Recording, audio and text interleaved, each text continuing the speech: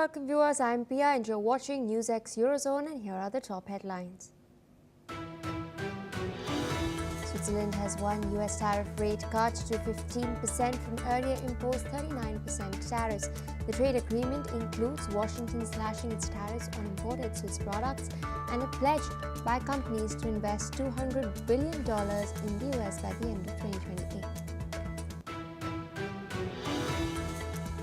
UN Secretary General Antonio Guterres has strongly condemned Russia's latest wave of large-scale missile and drone strikes on Ukraine, which have claimed 8 lives and caused widespread damage across several regions. Ukrainian President Volodymyr Zelensky says that no Russian strike will go unpunished after deadly attacks on Kiev and in areas in southern Ukraine.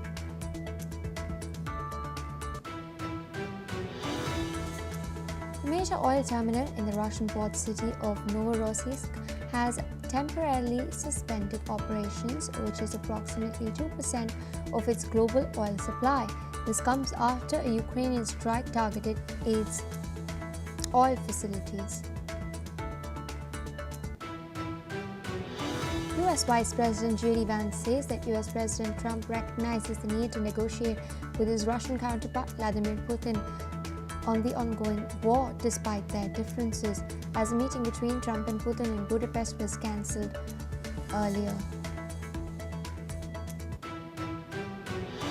Dutch computer chip maker Nexperia has stated that they have not halted the shipping of the chips and have alternative supply chains in place.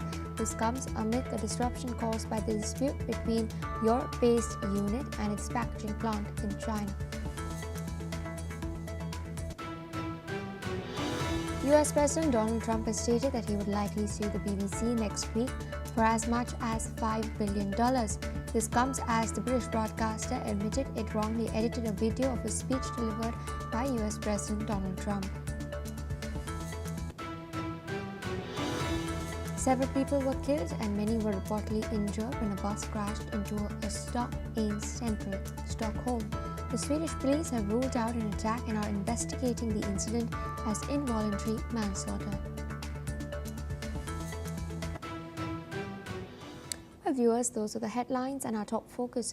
Russian Defense Ministry has stated that its forces have taken control of Yablukov in Ukraine's Zaporizhzhia region. The ministry has also stated that it has downed 13 Ukrainian drones over several Russian regions, including Rostov, Crimea, which is disputed, and Belgorod. Meanwhile, Ukrainian officials have reported that Russia launched a heavy drone and missile attack on Ukraine early on the 14th of November. The attack on energy facilities, apartment buildings and infrastructure has killed 6 people in Kiev and 2 more in the southern area of the country. Meanwhile, UN spokesperson Stephanie Dujarric had earlier stated that UN Secretary General Antonio Guterres strongly condemns large-scale missile and drone attacks by Russian forces on Ukrainian regions. With us on the broadcast is Ms. Alison Mutler, former Associated Press Bureau Chief, joining us from Romania. Thank you so much for taking our time and speaking to us on NewsX World. Yablukove is obviously a village, but it lies very close to certain key logistical footholds and also areas that are crucial part of the supply chains regarding the Ukrainian defense equipment. In that context, many experts are touting this as a strategic gain. What do you make of this current advance by the Russian forces on the front lines? Well, this current advance, this current offensive is very important to Russia. They want to put a stranglehold on Ukrainian defense to stop the Ukrainian defending their territory. And so they've decided this is the way to move in Zaporizhzhia region, which is very in the southeast of Ukraine on the Dnieper River. It's very important to them, and they have been making an advance in that area. But what's important to remember is that these are Russian claims. These are Russian claims that have appeared on Russian media outlets in Russia. They have not appeared on Western media outlets. They have not been independently verified. I looked at the Institute of War, and there is nothing at this moment confirming it. So we cannot state with any certainty that it is as Russia says. This is the message again that Moscow, the Kremlin, wants to give to the Russian public and also anybody abroad who will be broadcasting it. But we can't be sure what is happening without independent verification.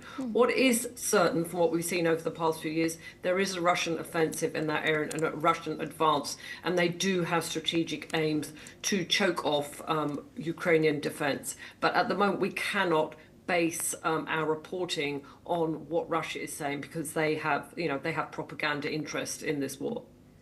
Indeed, and I wanted to also understand from you, if Russia continues to follow its strategy of pincer attacks as it's doing right now, does it then run the risk of its lines being too stretched, especially with winter around the corner? That's a very good question. A pincer attack is like a crab. When you grab an area, you strangle it, and it's a good strategy for attacking. But as you say, if you put a lot of your forces, a lot of your troops, if you invest a lot of your troops in these attacks, these advances, these offenses, then you risk leaving other areas uncovered. And as winter approaches, and we're coming close to December, and it's pretty cold over there, it gets much harder. So Russia, I think, want to make a final effort, as they seem to have been doing in the previous weeks, to get as much offensive activity as they can before the snow falls, before it gets icy and conditions get a lot more difficult. But they do have a problem with manpower. They are relying for this huge war effort. They're relying on troops from North Korea. North Korea also working in their military factories. So they are very stretched. Russians don't generally want to fight in this war for obvious reasons. So it is difficult. And if they do put too many troops into one region or one attack, that does take away their military from other regions that they might need to, they want to attack or they need to defend. Indeed. And we've also seen a statement by US Vice President J.D. Vance. He has emphasized that Donald Trump now recognizes the need to negotiate with Vladimir Putin despite their differences. We did see that Trump was eyeing talks in Budapest, which did not materialize. Of course, it happened after Kremlin sent a memo to Washington. But what do you make of Vance's statement, especially the timing of it? I think it's an interesting development. What I know is that it was Donald Trump who cancelled the talks in Budapest, and I know that this caused a lot of problems in the Kremlin in Russia because anytime Donald Trump appears with Vladimir Putin, it's good optics. It looks good for Vladimir Putin. It looks bad for Donald Trump because the general impression is that Vladimir Putin runs circles around Donald Trump in terms of negotiation and of terms of persuading Donald Trump of his point of view. But we have seen this offensive in recent weeks, and I know that Trump definitely wants to settle this dispute. He wants to say that he is a peacemaker and he has managed to end this war. So it was clearly a postponement. But what is interesting is obviously J.D. Vance is being used here as a spokesman for Trump. He's putting forward the administration's position. What is interesting is he is acknowledging publicly there are differences. So we may expect the announcement of a new meeting, and we'll have to watch it play out, where it will be, what will happen, etc., because the one in Alaska was generally seen as a big victory for Vladimir Putin, a failure for Donald Trump, and nothing was achieved. Indeed, ma'am. Requesting you to stay on with us as we're tracking further updates from Europe. We're now learning that Slovakia's Prime Minister, Robert Fico, has reiterated his opposition to the European Union transferring 140 billion euros in frozen Russian assets to Ukraine. Fico has stated that the transfer of 140 billion euros to Ukraine would mean 2 more years of killings in the conflict. Fico has repeatedly emphasized that as long as he is Prime Minister, Slovakia will not participate in what he calls financing the continuation of the war. Slovakia has maintained that it insists on an immediate ceasefire and lasting peace in Ukraine. Stay with us on the broadcast is Ms. Alison Mutler. Slovakia is not the only country who we've seen trying to stall this bit. We've seen Hungary in the past as well. We also know that the Czech Republic and its Prime Minister Andrej Babis are also not really pro-Ukraine. But at the same time, the EU is having to deal with pressure from the Trump administration to really pull up their funding in this war. How do you think Brussels will sort of balance the two? Well, I read Robert Fico's statement. I also read that he went to a school and there were pro-Ukrainian students there, protesters, and he actually said to them, why don't you go and fight in Ukraine? I also noticed his statement that he opposed the use of 140 billion euros of frozen assets and it would prolong the war. The first news agency to pick it up, I'm talking outside Slovakia, was TASS. So TASS is the Russian national news agency. So Robert Fico is doing the work, if you like, of the Kremlin. He is a spokesman, in a way, for Vladimir Putin, as is Viktor Orban and also the new Czech Prime Minister. These are Russia-friendly nations, and their aim is to disrupt any effort that Europe is making towards bolstering, helping Ukraine, and they are very useful to the Kremlin. I'm sure the European Union and NATO as well will find a way around their vote against. I mean, it is a democracy. It doesn't necessarily have to be in a unanimous decision, but we can expect, if we hear Robert Fico, Viktor Orban, the new Czech Prime Minister, we can expect opposition to any help, any military aid, any unfreezing of assets that Europe, that Brussels intends to give Ukraine. These are nations that feel themselves more closely aligned to Vladimir Putin and Russia than they do to helping Ukraine in its war effort. As I've said before, Ukraine's war effort is, they call it not just the defense of their country, but the defense of Europe. But these three other nations, they feel more closely allied to Moscow than they do Brussels. All right, ma'am, with that, I'd like to thank you for taking our time, of course, putting all of that into context for our viewers.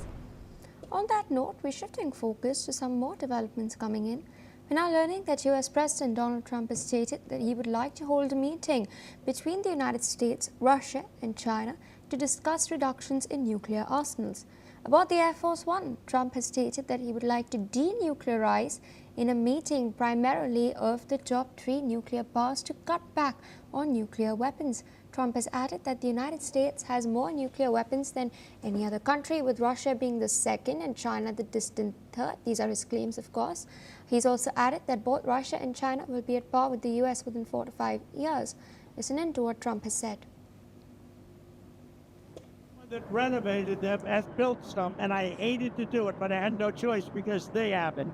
We have more. Russia's second, and China is a distant third. But within 4 or 5 years, they're going to be up with us. What I would like to do is I would like to go denuclearization. In other words, where we have a meeting primarily of the top 3 to cut back on nuclear weapons. That would be a great outcome.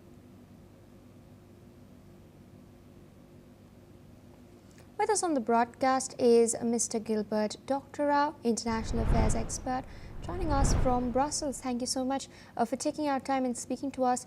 Of course, Donald Trump there trying to once again make a bid for denuclearization, an interesting 180-degree U-turn from his earlier assertion that the United States will resume nuclear testing. He's also, in fact, stated that the United States is first as far as its nuclear arsenal is concerned, a claim that is disputed. Many consider that Russia is leading at the moment. But despite all of this, what do you make of Trump's rhetoric now, the abrupt change in his tone? What sort of spurred that? Well, there's nothing particularly surprising that he changes his position by 180 degrees on any given major international issue from day to day or week to week. So this isn't an exceptional change. I think perhaps he got a better briefing from his military advisors as to what the real state of the situation is, where Russia has completely renovated its nuclear triad and is perhaps 10 years ahead of the United States in that regard. So they told him, boss, we are behind in the arms race. In fact, we lost the arms race. So maybe we should go back to the negotiating table. And that's what it's all about. The idea that he will bring together both the Chinese and the Russians at the same table is a complete non-starter, and he knows that. The Chinese have refused to be roped into any new limitation on nuclear weapons when they are so far behind the Russians and the United States by their own earlier decisions. They did not want to go nuclear. They only wanted to have a kind of riposte, a kind of deterrent to prevent nuclear attack on themselves. Well, the United States surrounding China, doing everything possible to prepare for a war with China, has changed the Chinese thinking. And now they're going for broke. They are going to match the same level of nuclear weapons as the United States and Russia. And there's nothing that Mr. Trump can do about that unless he backs off completely from the strategic assault on China that he is overseeing. Indeed, you've mentioned that China has basically it's looking at increasing its arsenal in light of what the United States is doing in the Indo-Pacific, and its arsenal in the first place is in order to deter a nuclear strike on it first. We do know that China does have a formal no first use policy, but in spite of all of this, is Taiwan one of the primary considerations for the United States to come out with this aggressive rhetoric in the first place? And China, of course, not seeing eye to eye because of the one China policy. Yes, there's a sharp contradiction here. And Mr. Trump is never completely consistent. I don't take his words at any face value.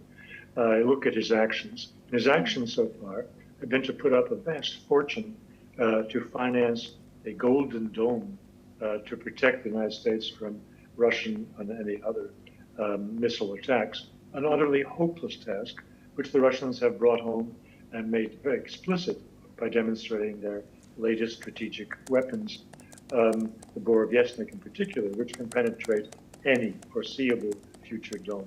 So he has committed to spending vast fortunes of American taxpayers' money on absolutely hopeless and useless defenses. Now, I think he finally may have gotten the message that that effort is useless and perhaps should be stopped, and now he'd like to go to the negotiating table. The problem with all this is Mr. Trump has been the leading force in the world in the last dozen years against multi-party agreements. He is against any measure that restricts America's freedom of action. So his saying that he is for arms limitation is in sharp contradiction with his actions over the last decade. Indeed, sir. And, you know, if China is successful in augmenting its nuclear arsenal, some even estimate that it's trying to basically double the current number of warheads that it has. How might then a future scenario like that impact the balance of power, especially in the nuclear arena? It won't. Let's face it, the nuclear arms that each of these major powers has is not usable. If it were to be used, you have mutually assured destruction and the end of civilization on Earth as we know it. And all of the leaders of these powers understand that perfectly. The only strategic strength that any country can have today is conventional weapons. And in that realm, Russia is way out ahead of everybody else, including ahead of the Chinese. Absolutely. So when you take measures of military strength, the measures used in the past, and particularly the ones you mentioned now, are invalid. All right, so with that, I'd like to thank you for taking our time and, of course, sharing your analysis with all of us on NewsX World. On that note, viewers, we should take focus to further developments coming in. According to Deputy Industrial Trade Minister of Russia, Alexei Grizdev, he was speaking at the Partnership Summit Business Forum. He stated that now Russia is prepared to jointly produce cars with India for the Indian market. Khrushchev has stated that Russia is open to the idea of joint car manufacturing, though no formal discussions have commenced yet. He's added that joint production in Russia is unlikely, noting that existing domestic production capacity already meets the country's needs. Shifting focus to more news that we're tracking on the broadcast, we're now learning that French President Emmanuel Macron, while speaking at the inauguration of the 5th edition of the Great Exhibition of Made in France, has stated that the country must adopt a policy focused on protecting its industry. He's added that such an approach is not a taboo, underscoring the need to strengthen and defend French industrial production. Listen in.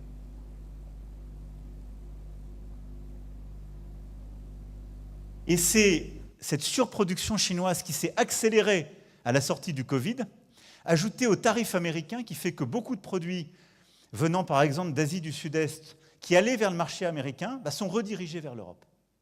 Et donc il faut qu'on assume une politique de protection de notre industrie. Et ce n'est pas un gros mot.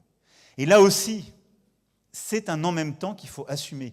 Il faut tout à la fois une politique de compétitivité qui passe par simplification, amélioration du coût du travail et du coût du capital, innovation, et une politique de protection si on ne veut pas se laisser déborder. Well, viewers, that's all we have on NewsX Eurozone today. We will continue to track these updates very, very closely. But in the meantime, we're dipping into a quick short break. Stay tuned for more on NewsX World.